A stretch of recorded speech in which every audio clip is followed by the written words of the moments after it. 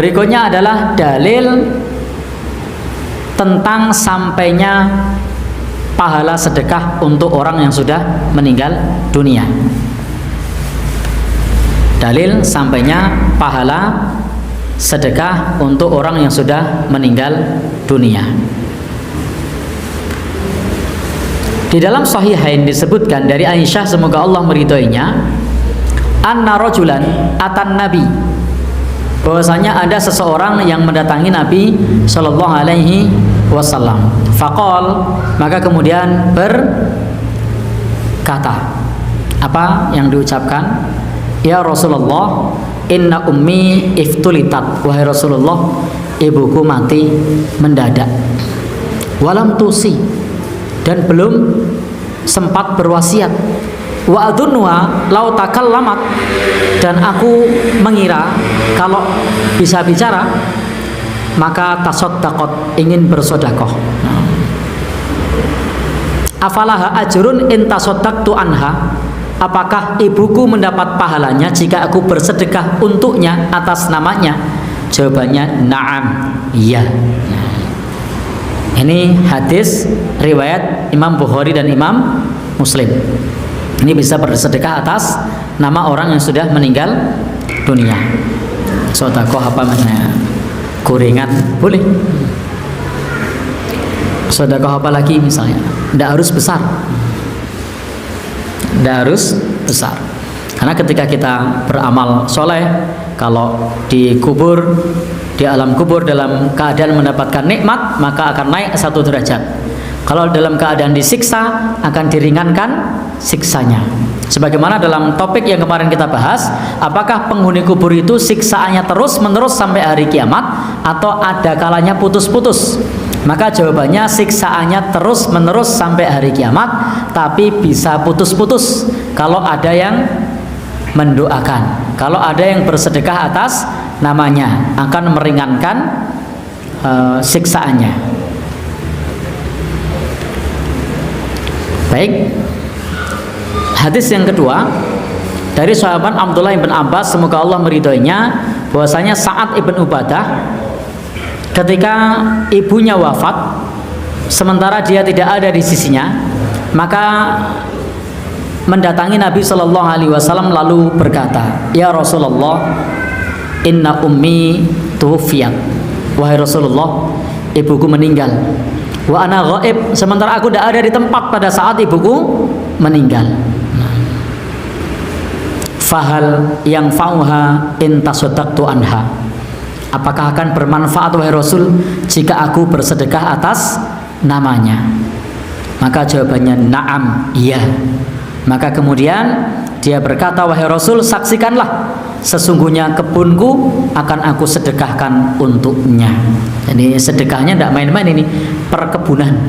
Ini para sahabat semangatnya begitu. Kalau dibandingkan kita ya jauh. Kalau dibandingkan kita jauh. Kemudian yang berikutnya dalam Sahih Muslim, kalau tadi Sahih Bukhari, ini Sahih Muslim. Sahabat Abu Hurairah berkata, anna rajulan qala lin nabi, ada seorang laki-laki yang bertanya kepada Nabi, inna abi mata, sesungguhnya bapakku meninggal, wa taraka malan, dan meninggalkan harta, walam yusi, dan tidak berwasiat. Jadi bapaknya meninggalkan harta yang banyak, dan bapaknya tidak berwasiat. Ini betapa para sahabat itu soleh-soleh, meskipun bapaknya tidak berwasiat, sedekah untuknya. Kalau orang sekarang kan mah peneran gitu kan, tahu peneran ya, peneran ke apa ya? Ya, malah alhamdulillah ada wasiat gitu kan.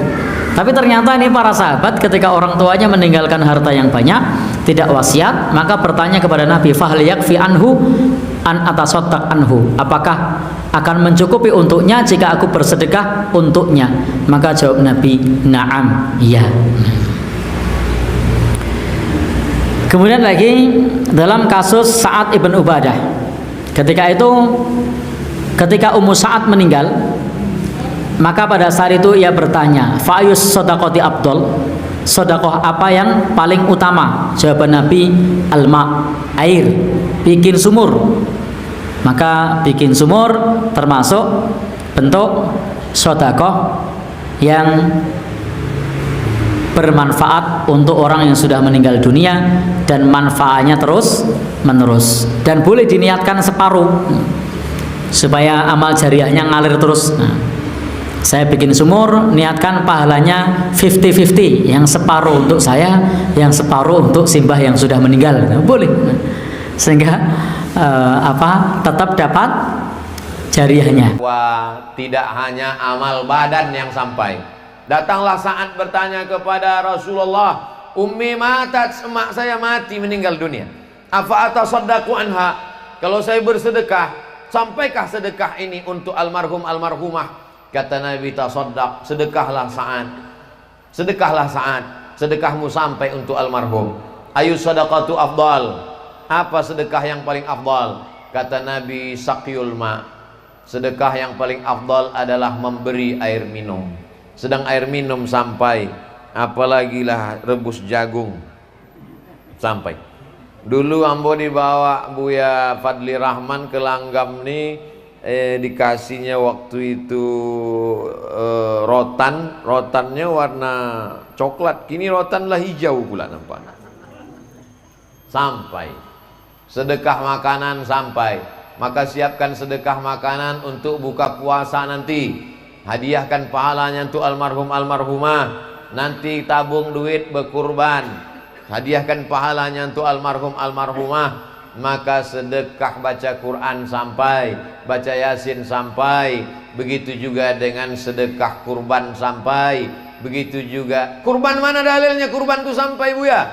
Nabi mengatakan waktu menyembelih, Allahumma haza an Muhammad wa ali Muhammad, kupotong kurban ini untuk Muhammad dan untuk keluarga Muhammad. Itu menunjukkan kurban pun sampai. Sedekah makanan, air minum, mana dalilnya sampai? Hadis Sa'ad. Kata Nabi, tasaddaq, sedekahlah saat. Sedekahmu sampai kepada almarhumah ibumu. Yang paling afdal saqyul ma, memberikan air minum. Air minum satu botol habis 600 ml. Tapi ada air minum yang tak habis-habis. Apa dia? Itulah tadi peresmian toilet kamar mandi. Ustaz Somad sebelum ziarah dipersilakan singgah dulu. Kata saya, wudhu saya belum batal lagi. Ini wudhu seremonial. Karena ada orang Langgam yang bersedekah toilet, WC 2 pintu, lalu kemudian keran air wudhu, lalu kemudian saya pun berwudhu di sana untuk membangkitkan syiar. Karena gambar Ustadz ini nanti akan dilihat oleh orang Langgam, supaya mereka pun akan berpikir, yang merantau dia semakin semangat cari duit, tapi tujuannya bukan mengejar dunia. Dia akan balik membangun rumah Quran, dia akan balik membuatkan wakaf WC, wakaf tempat wudhu, sampai hari kiamat orang berwudhu di tempat wudhu tadi. Tak tahu tak siapa membeli semennya, tak kenal saya tak siapa yang membuat, sampai hari ini tak tahu saya siapa yang membuat tempat wudhu tadi. Tapi nanti yang bersebaran fotonya, foto Abdul Somad sedang berwudhu di Langgam. Maka lama-lama memang datang comeh ambo dalam hati. Abdul Somad tanda tangan masjid secara seremonial, wudhu secara seremonial. Ambo khawatir nanti kata malaikat, Abdul Somad silakan masuk ke surga secara seremonial gitu. Maka tolong doakan supaya hati selamat dari riya, supaya kita semuanya masuk surga tidak secara seremonial, tapi masuk kekal selamanya sampai anak cucu kita jumpa dengan Nabi Muhammad sallallahu alaihi wasallam. Bagi yang duitnya banyak, habis Covid corona nanti dia pergi haji, hajikan orang tua, haji pun sampai. Mana dalilnya haji sampai? Sahabat Nabi haji, labbaik Allahumma subrumah, ambo hajikan subrumah. Kata Nabi, subrumah kau siapa? Subrumah akhi, saudaraku. Kau hajikan subrumah? Ya. Kau udah haji atau belum? Belum. Kata Nabi, hajikan dirimu dulu, baru hajikan subrumah. Itu orang dulu. Orang dulu lebih mau menghajikan saudaranya sampai lupa dirinya. Orang sekarang haji bolak-balik, lupa saudaranya. Maka sesungguhnya Quran yang kita baca sekarang sama dengan Quran yang dibaca Nabi. Hadis yang kita baca sekarang sama. Bedanya adalah perasaan dalam diri kita. Maka haji sampai, kurban sampai, sedekah air minum sampai, bacaan doa sampai, nanti kita akan tahlil la ilaha illallah, la ilaha illallah. Sampaikah tahlil kita itu? Sampai. Mana dalilnya? Tasbih pelepah korma sampai. Ada yang lebih afdal daripada tasbih? Afdaluz zikri la ilaha illallah. Kalau tasbih subhanallah subhanallah subhanallah sampai, maka tahlil la ilaha illallah pun lebih utama untuk sampai. Beda anak kandung sama anak orang lain.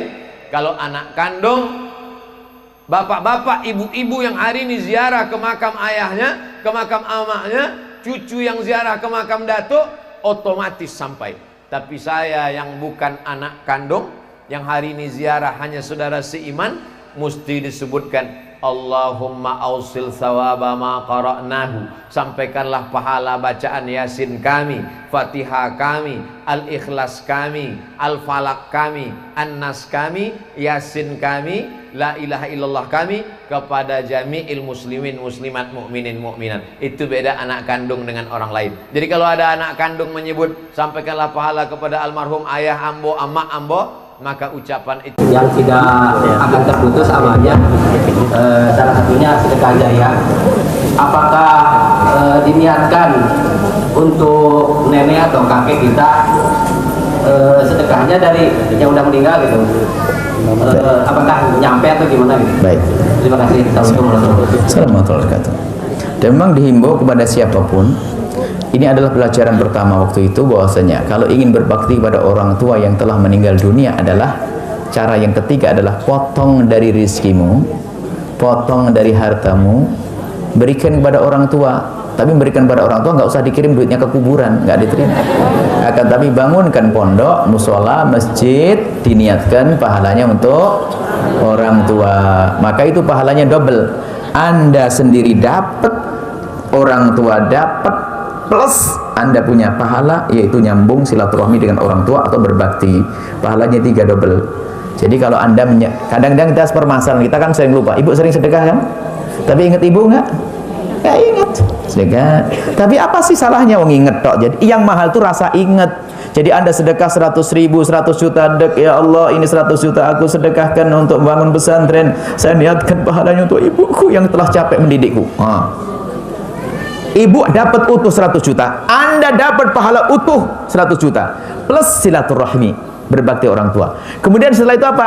Sepanjang masjid dipakai sholat, Anda dapat, ibu dapat, Anda dapat, ibu dapat, Anda dapat, ibu dapat, dan seterusnya. Jadi amal jariah itu, bak jariah itu ngalir terus. Makanya seperti bangun, ini termasuk orang cerdas itu. Anda sholat semalam berapa ribu rakaat, Bang? 10. Baik, anggap saya 10 rakaat. Bagus, hebat, ibu bisa 10 rakaat, 15 rakaat. Tapi lihat orang cerdas. Kalau ibu misalnya, semoga nanti ibu termasuk pejuangnya. Kalau pondok di Cianjur nanti jadi, lihat. Anggap saja kalau 100 anak saja, apalagi nanti sampai ribuan. 100 anak itu setiap hari itu mereka 10 juz. 10 juz kali 100 berapa juz sih? 300 juz sih. Ya? 30. Berarti sudah 30 khatam Quran sehari. Belum lagi anak-anak sholat. Pahalanya untuk siapa? Untuk anak yang sholat, untuk anak yang menghafal Quran, untuk yang membantu tadi. Sementara ibu mungkin sudah meninggal, tapi pahala terus mengalir. Ini manfaat yang besar. Makanya ini program pondok ini segera terwujud, dan sudah ada tanahnya, sudah tanah strategis. Insya Allah nilainya kurang lebihnya berapa M lah, kecil tadi. Kalau dipikul bersama ringan. Bahkan kami selalu ngomong, kami ingin bahasanya kalau ada bangun pondok di sini, yang bangun adalah orang banyak. Biarpun misalnya seandainya pondok ini akan dibangun dengan misalnya 10 miliar, dibangun oleh 1 orang, saya lebih senang kalau 10 miliar dibangun oleh 1000 orang, karena berarti 1000 banyak yang bergabung. Jadi Buya ingin bahasanya semuanya bergabung. Kalau tiba-tiba, Buya gimana kalau ada donatur, suruh milih donaturnya ini jamaah atau orang lain? Saya milih donaturnya adalah jamaah. Orang lain siapa dia? Kan begitu. Sama-sama jadi kok.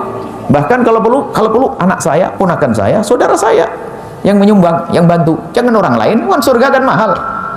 Masa dikasihkan bagi-bagi dulu, anak kita belum dapat. Ya kan itu. Makanya Kita ingin bahwasanya program itu segera terwujud dan pejuangnya adalah Anda semuanya.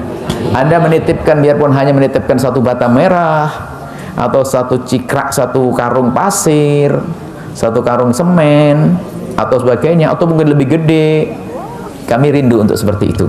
Nah, ini adalah termasuk amal jariah dan mengalir tidak pernah ada hentinya.